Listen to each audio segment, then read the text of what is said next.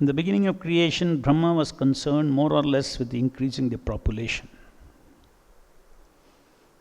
And when he saw that Kardama Muni had already begotten nine nice daughters, he was hopeful that through the daughters many children would come who would take charge of the creative principle of the material world.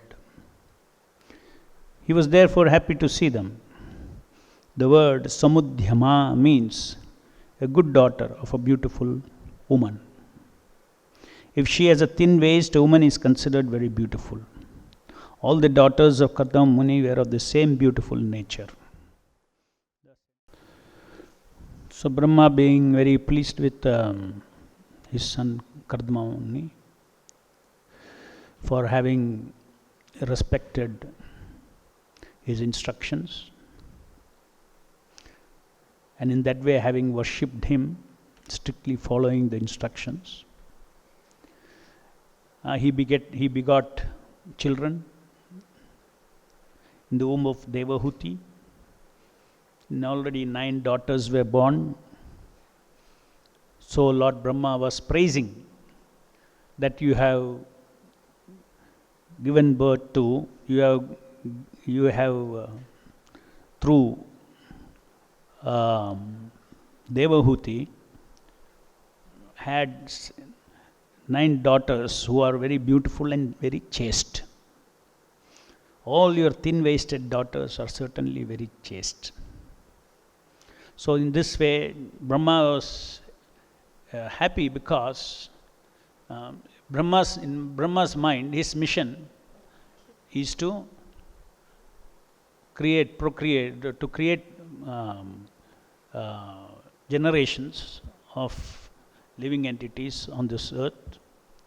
So that was the mandate for him. So he's seeing in from that perspective. Now you got 9 beautiful daughters. Now through this we can expand the population. So all these things we need to understand that this is happening at a very top level of Lord's creation, where Brahma is born, and then there is a Lord's master plan for populating this material world. He has a master plan, and according to this master plan, different living entities are given different duties. They are put in different positions. Like Brahma is a soul put in Brahma's position, and each one of them are executing the duties assigned to them by the Lord. And in this way, continuously creation, maintenance, annihilation goes on of this material world. So, if you see Srimad Bhagavatam is having descriptions of so many of these activities of man and woman procreating, man and woman falling into Maya, illusion, or in this case, Kardama Muni had a desire to procreate on the order of his Guru.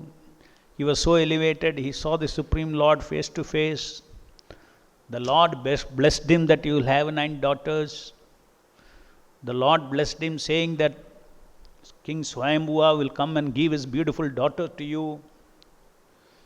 So the Lord is involved in everything.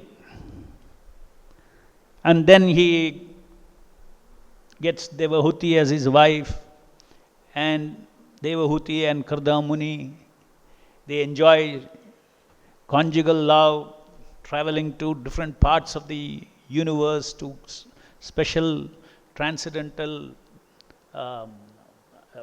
heavenly picnic spots. All that we have heard these descriptions, and the kind of intense enjoyment they had. So these are all described in Srimad Bhagavatam. So one may wonder why these things are all discussed in Srimad Bhagavatam, when Bhagavatam is supposed to be Amala Purana, pure Purana. Why some of these lusty things are all mentioned in this? It should not have been touched upon at all. Why does Lord Brahma now have to say, all your thin-waisted daughters are certainly very chaste? He could have simply told, all your daughters are very chaste. So all your thin-waisted daughters are very chaste, he says. Like that, there are many descriptions which are. The fact is that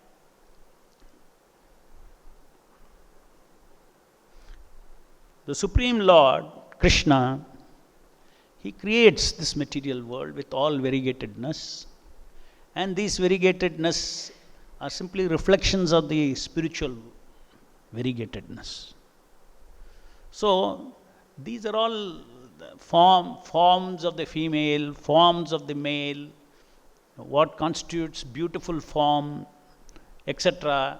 They're all ultimately transcendental vocabulary. In the spiritual world, there is female beauty. In the material world also, there is a reflection of that beauty. In the material world, there is a reflection of man and woman. There will be reflection of almost perfect man, perfect woman here. There will be reflection. At least in flesh, there will be reflections. In Kali Yuga, in heavenly planets, not only in flesh but also in their mind. Mind will be so beautiful, so surrendered, so nice, so submissive. Beautiful mind, beautiful bodily features that is available in the heavenly planets.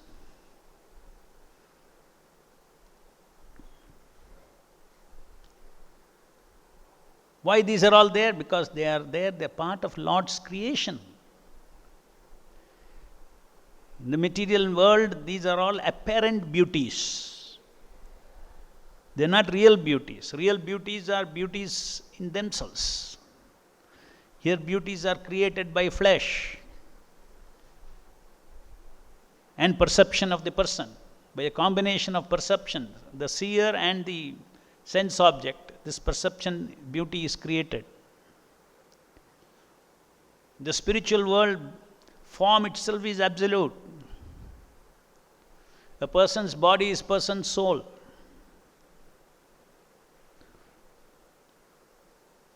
As living entities, we are in this material world, we are not qualified to respectfully see or deal or relate with beautiful female forms.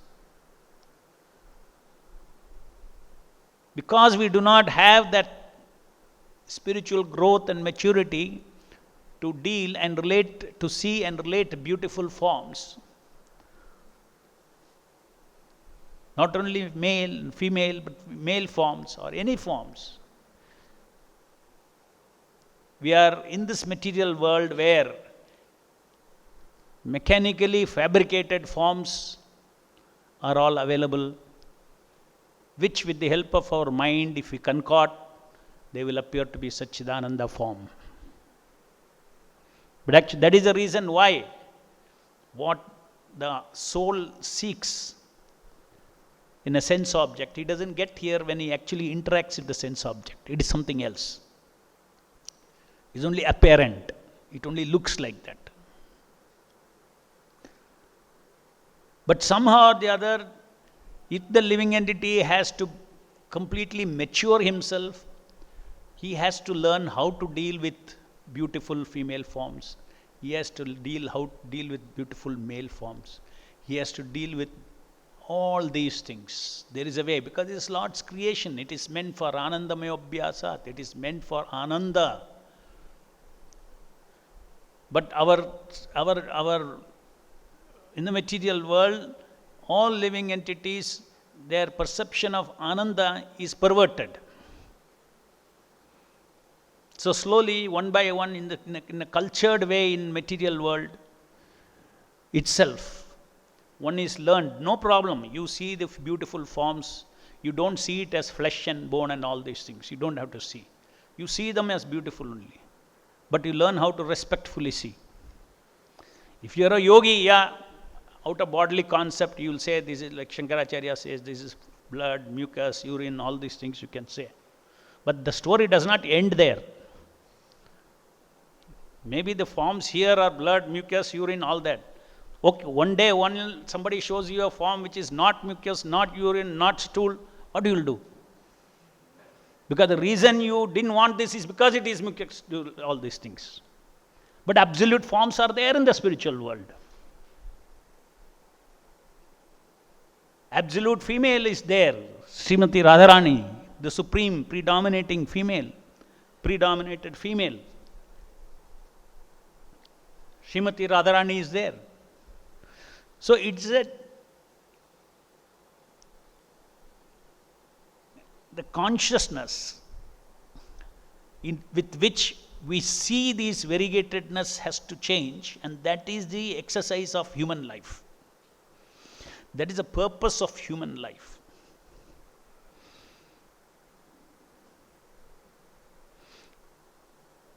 It is not that sour grape philosophy. What is that? Oh, the grapes are sour, so I don't want it. These are all blood, mucus, urine, so I don't want it. Suppose they were not sour. You say that. Because in reality, the variegated enjoyment is there in the spiritual world.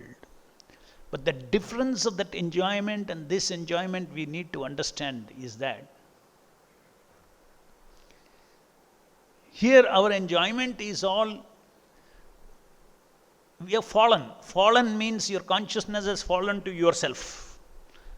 I,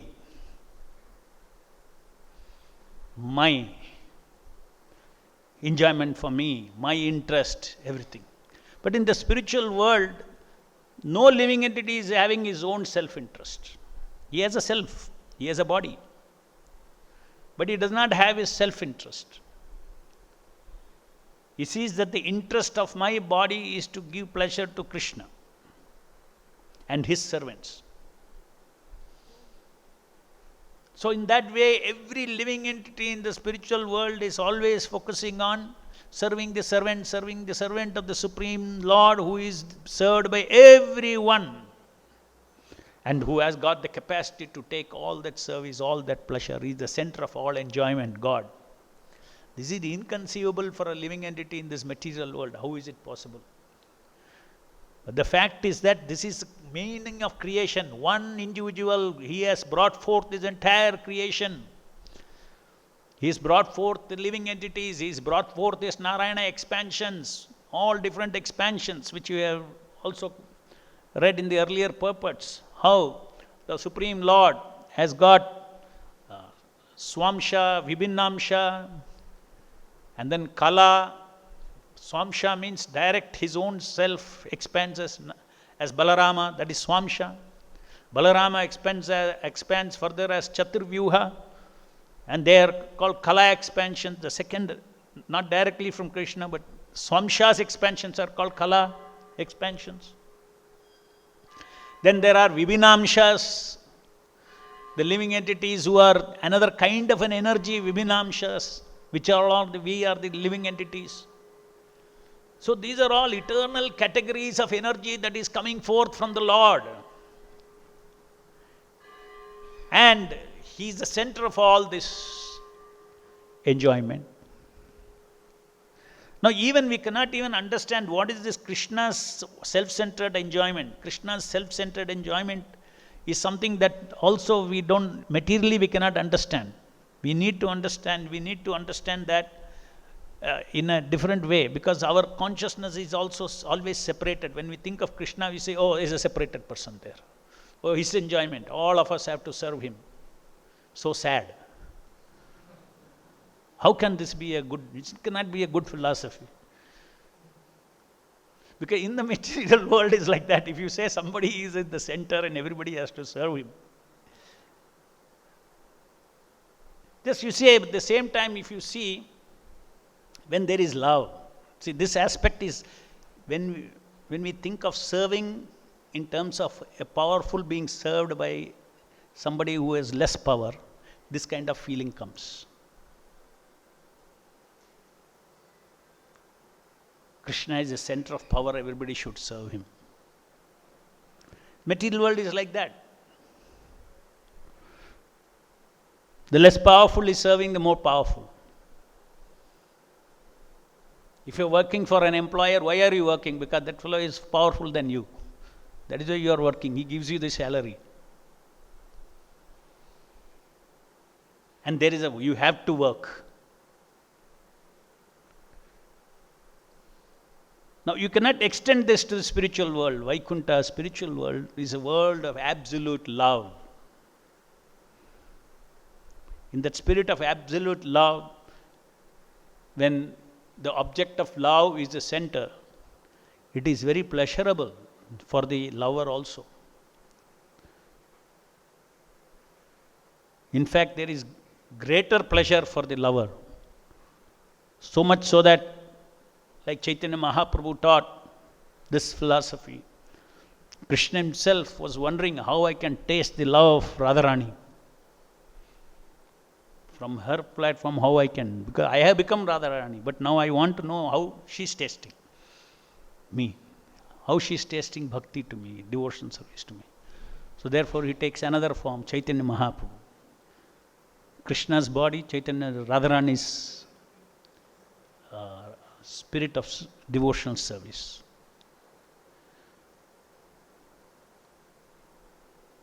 So, in the material world, so anyway, the practice of not lording over has to begin from this material world. Loving and lauding. This world is governed by lauding, and that world is governed by loving.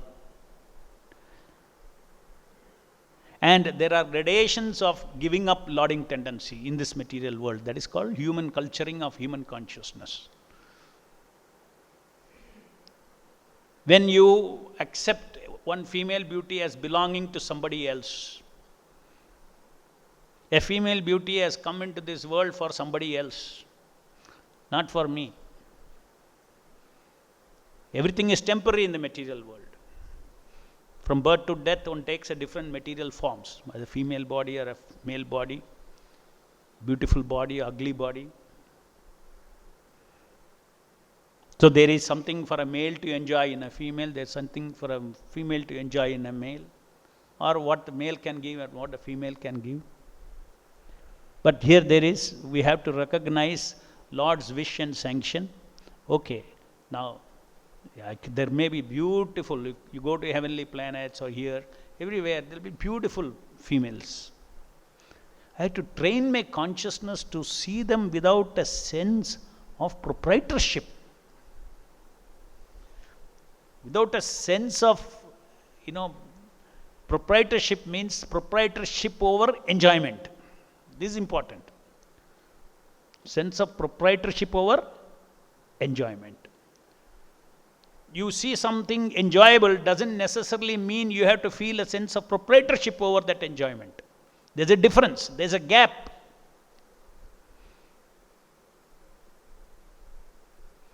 That discrimination we have to train in our perception.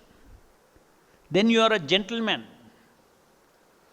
One who sees everything as potentially, I can enjoy, I can enjoy, I can enjoy, I can enjoy. It's a fallen consciousness. Almost like animal consciousness.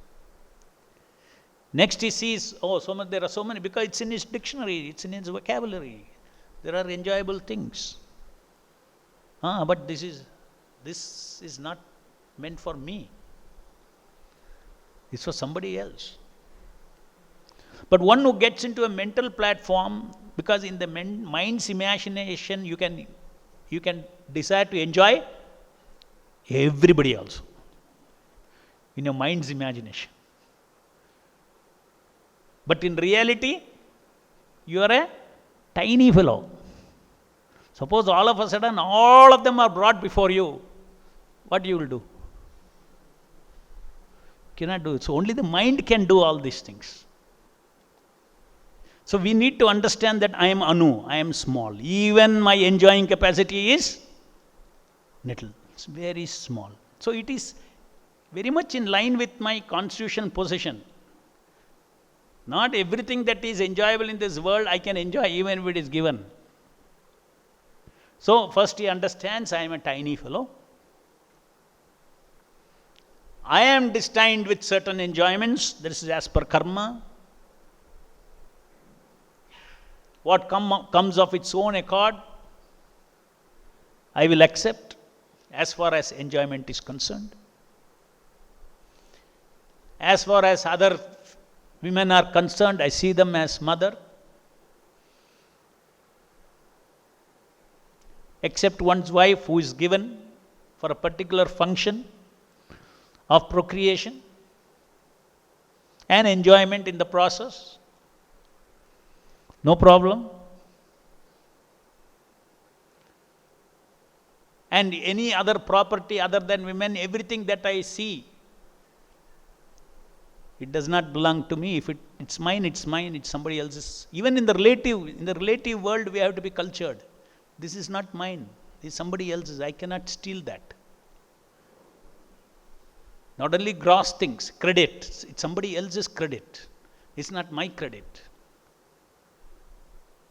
Even if one wants to have credit in this material world, one should be ethical. My credit is for me. Of course, transcendental consciousness means all credit for Guru and Krishna. So even if one is not transcendental, one is expected to be cultured as a human being. And that is what the meaning of, following the 4 regulative principles, especially no illicit sex. So if our consciousness is changed, take another example. It is not impossible for us to do it. The way we are trained, the way we are cultured, that is what makes all the difference. You are going before a sweet shop. There's so many varieties of sweets are there in the showcase. Your mouth is not watering. Need not water. Take your example only. You just walk by it, but you know it is.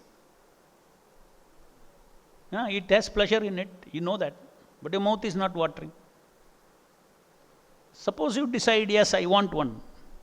Then out of your earning, you have to give something and buy one. Suppose you like 5, you have money for only 1.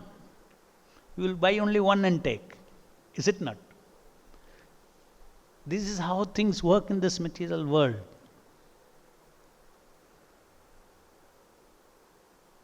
So there may be beautiful forms. We have to deal with it. Why we have to deal with? See, in this material one, now we are devotees. When you are devotees, therefore we are saying, oh, Maya, Maya. So I wish there was a place that was no Maya. You will think. So easy for my Krishna consciousness. I wish there was a place there was no Maya. But everywhere there is Maya. There is Maya for men, Maya for women.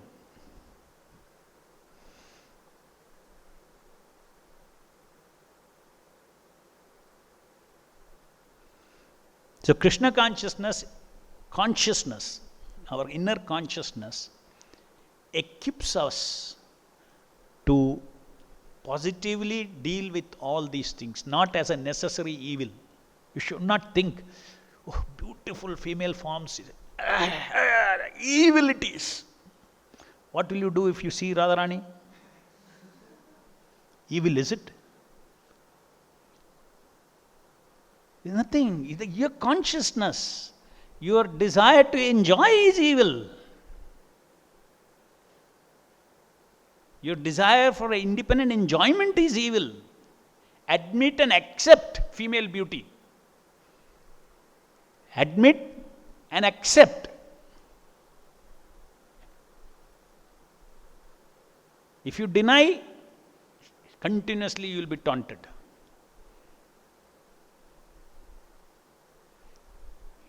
admit and accept as God's creation. Respect. Admit, accept, respect the female forms as male forms, female forms, all this as creation of the Lord for a purpose. If you see a beautiful female in this material world, you say, yeah, this is meant for somebody else. It has a purpose. It is a purpose for somebody. For karmis, it has a purpose to bewilder them. For me also, it has a purpose. What is the purpose? You don't have to run away. For you also, there is a purpose. I happen to look at her. For me also, it has a purpose. What is the purpose? This is the purpose. I have to know that there is absolute beauty. There is absolute female everywhere. But this is fabricated. This is fabricated. It's only in my perception. But there is an absolute beauty. Vaikuntha is full of beautiful females. Now, then so many lessons from whatever you hear about Bhagavad Gita, from Bhagavatam and all, you can form that perception, default perception when you see a female. Proprietorship of enjoyment. And then you should not get locked up only in that. We should think that all these things are fireflies before the beauty of Radha and Krishna. Therefore, Prabhupada says, if one simply gets attracted to the transcendental, infinite beauty of Radha and Krishna, you have to understand this. Very important. That is what, we cannot isolatedly see a beauty.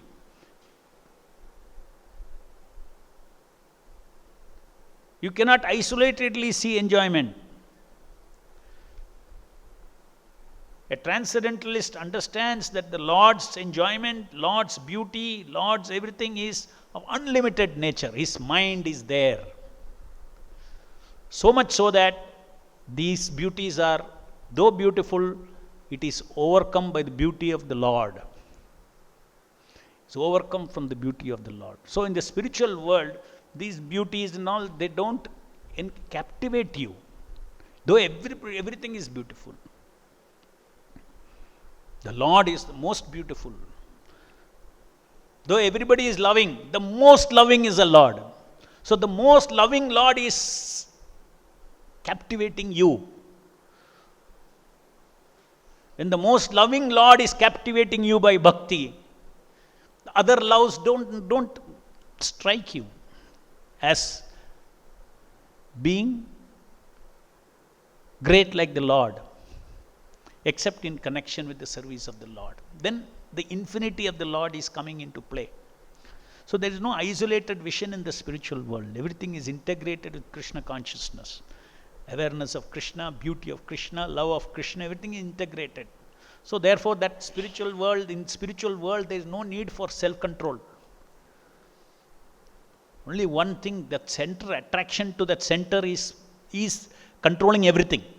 There is no need of separate self-control. Oh, spiritual world, Vaikuntha Lok, what will I do? When I go, I see so many beauties, what will I do? You will not see those beauties like that as you are thinking, because your mind is absorbed in the Lord. It's absorbed in the beauty of the Lord. Nothing else strikes. Everything else, if it strikes, it will be in connection with the beauty of the Lord.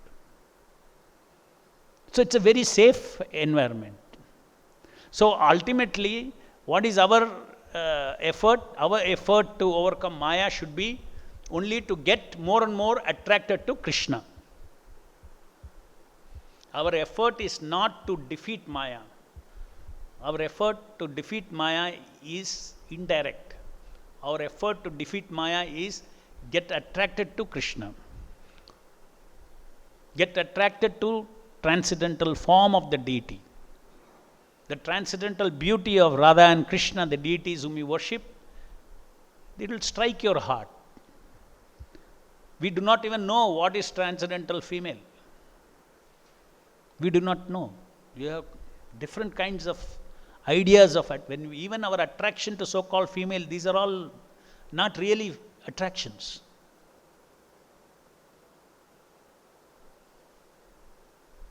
when our heart is captivated by the glance of Srimati Radharani, the deity of Srimati Radharani, because the Lord has taken that, Radharani has taken that transcendental form. She should decide to reveal to you, to strike your heart. And then all other female beauties will vanish. So these are the methods, a very mystical process. How devotees free themselves from Maya is by getting attached to the deities, getting attached to the holy name. By their mercy, the heart becomes immune to so-called attraction of material beauties. Any questions?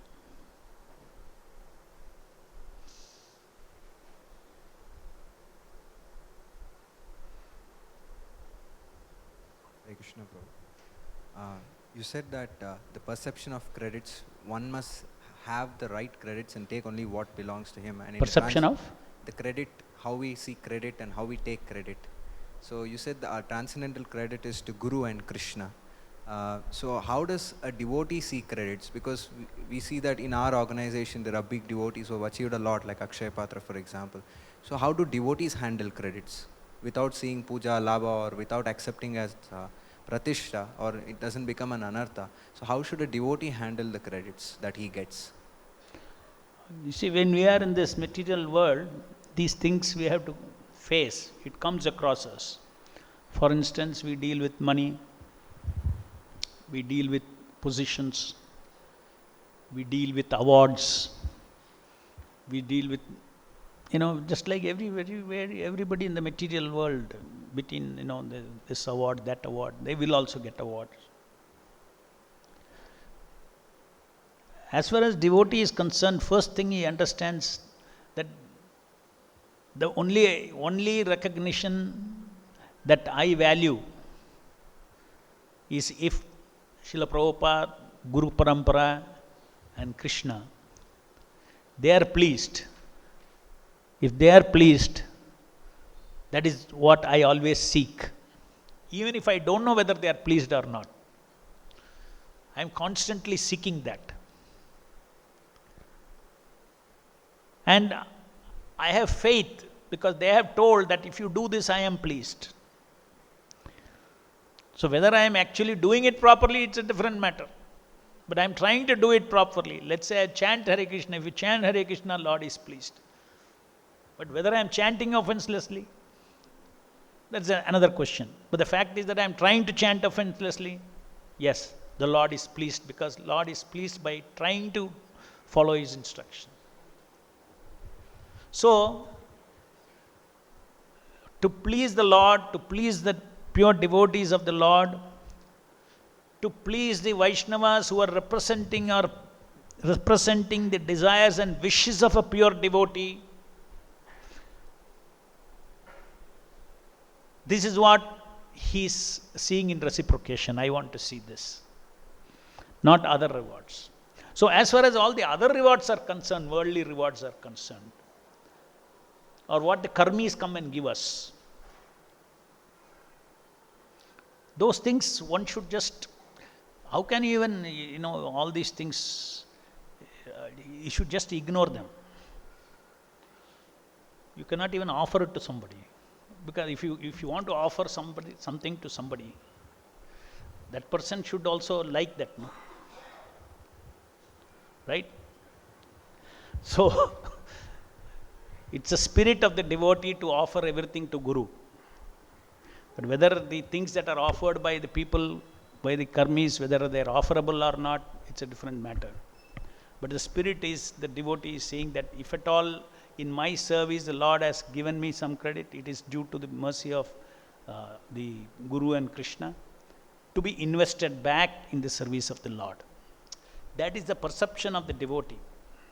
The perception of the devotee who gets a lot of money is not that I got a lot of money. Yes, now his perception is how I can invest back in Lord's service.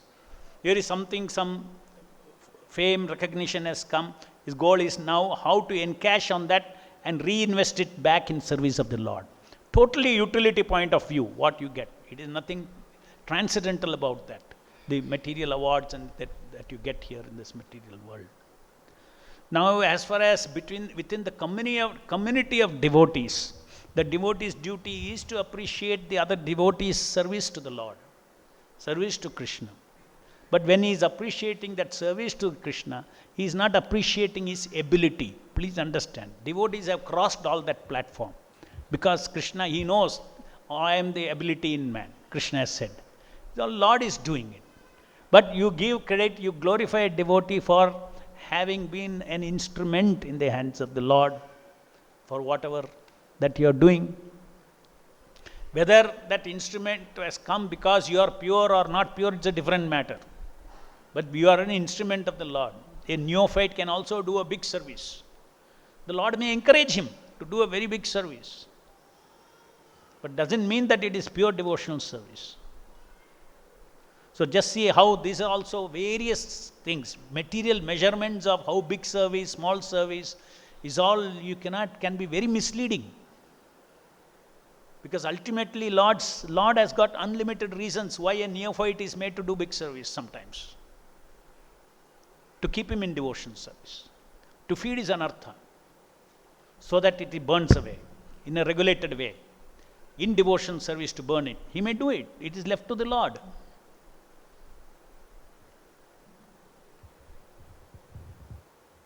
And consistently, if somebody has to serve the Lord, and that is a different thing. That is Shakti Avesha Avatara, like Prabhupada.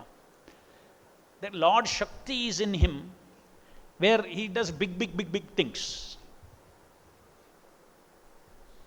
Not big because it is big. It is big because there is a big mission of the Lord here in this world. The Lord is waiting to empower the servants of the Lord with His power to do big things. So there is a Krishna conscious perspective to doing big things in this world and among the devotees. But there is also a Maya consciousness of doing big things among the devotees. So everywhere the consciousness is important. We need to understand with the right spirit. Not doing all big things for Krishna is Krishna consciousness. No.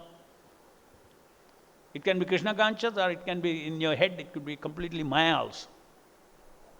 I always give this example. A new devotee joins, he says, yes, you should think of doing big things for the Lord. You cannot stop me, I want to build a skyscraper in the middle of the Indian Ocean. Your temple president says, you are mad. Prabhu, what is the principle?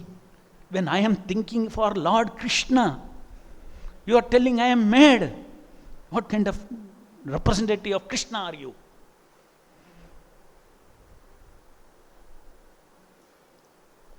You'll say, no, there is a process.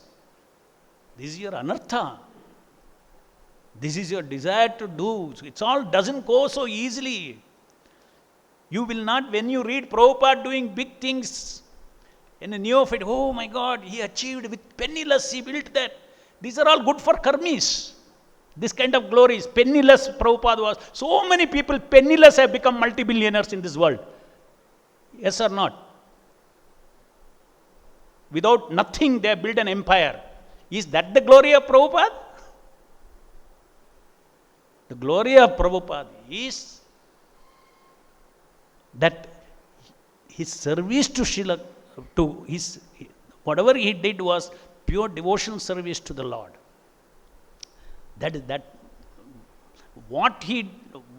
Who was the beneficiary of that doing? That is what makes Prabhupada great. So many people have started penniless and made billions for themselves. Prabhupada started penniless and made billions for Sankirtana movement. That is what the difference is. And that is Krishna Shakti.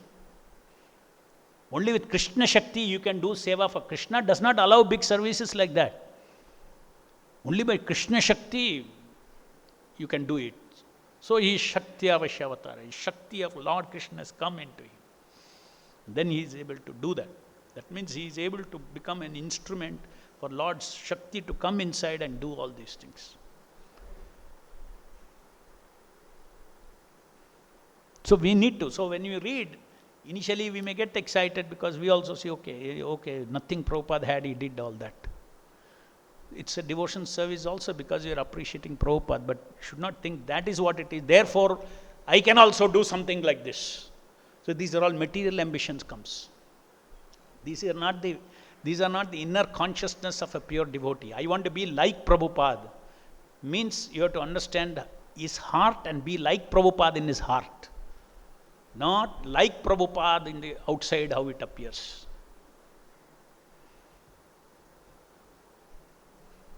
Any other question? Yeah, yes, give your own question. Hare Krishna Prabhu. Prabhu, you are telling about changing our perception. When we hear the Bhagavatam class or when we hear from senior devotees, we develop that. Sometimes we appreciate also. It is important to change the perception, but to have the sustained perception is a challenge. So how do we have the sustained perception of all these things? Very simple. For this sustained perception, you have to understand one big secret how this yantra works.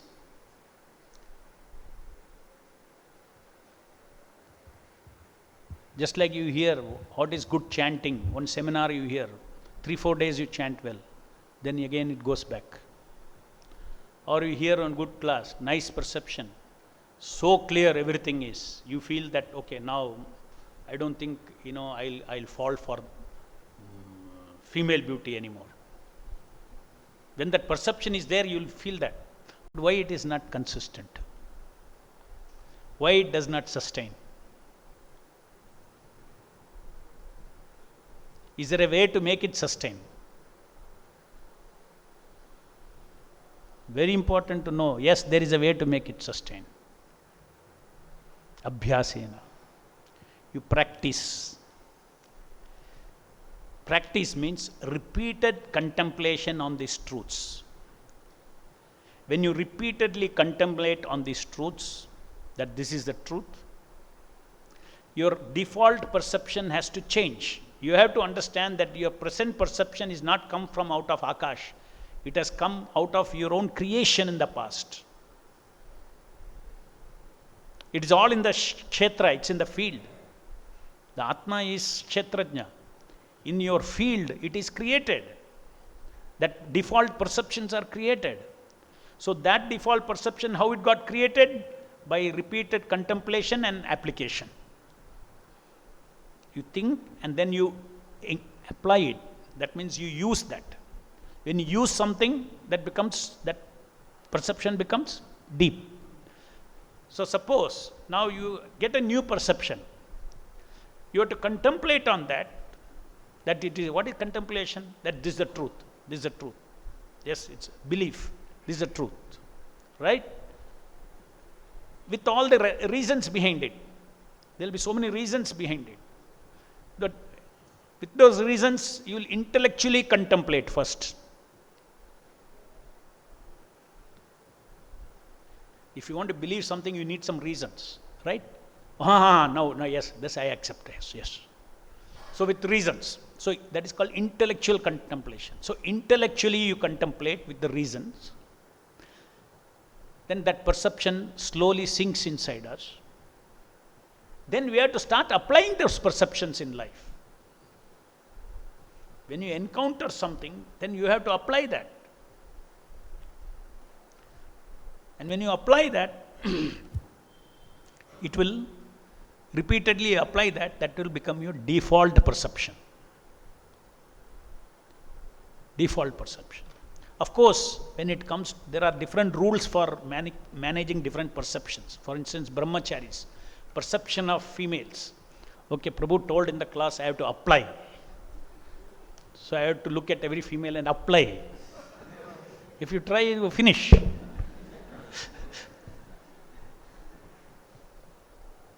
So for brahmachari, the stage of life is that, no, you completely avoid it. You absorb in other things. Completely avoid that. Don't bother about that. Don't bother about that. And in case you have to see, okay, the golden rule is there. See everybody as mother. You have to see, no? You have to go out, you have to see. So brahmachari is not in the process of, changing perception by the process that I said. With respect to female. To many other things, yes. With respect to holy name, contemplate, apply, contemplate, apply, contemplate, apply. Every day you are chanting. Before that you do pre-japa, you contemplate. While you are doing japa, you apply, apply, apply. Your default perception of holy name will change. Your default perception of hearing, everything will change. So where to apply this? But the secret is this. If you want to change something, this is the method. And then what? Then the question may come, then as a brahmachari, if I have never contemplated and if I have never countered, then what will happen to me? My default perception will remain. Isn't it? Same philosophy holds with the default perception also. If you don't use a perception continuously, it will go away, it will weaken away. No dam.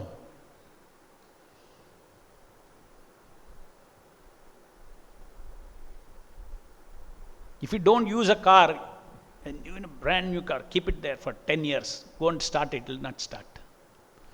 Don't use it, it becomes. In medicine also, there's medical terminology also, disuse atrophy, they say.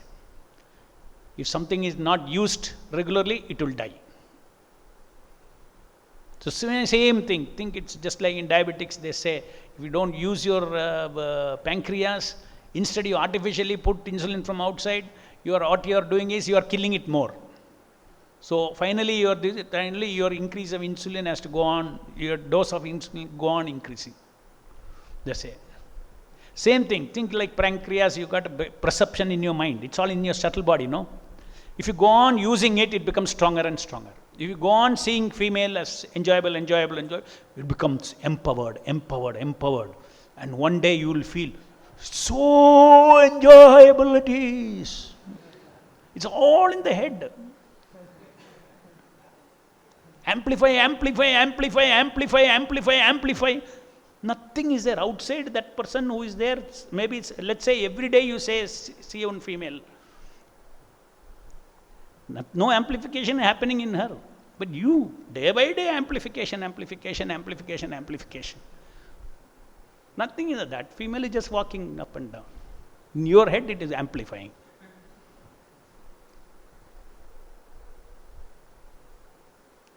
So default perception, any perception, good perception or bad perception, by repeated contemplation and repeated application, it gets strengthened. By starving it, it becomes weak and dead.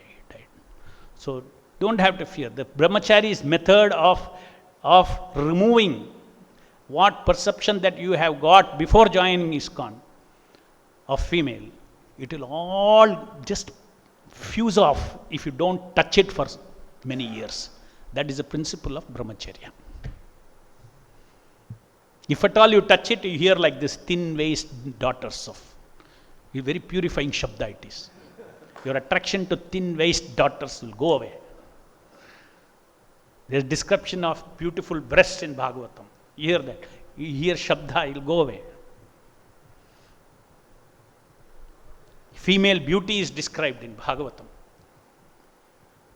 You hear that story of Puranjana, all the things you hear. The authorized way for you, for a brahmachari, to touch these concepts is through Bhagavatam. Grantaraj Srimad Bhagavatam ki jai. Jagat Guru Srila Prabhupada ki jai.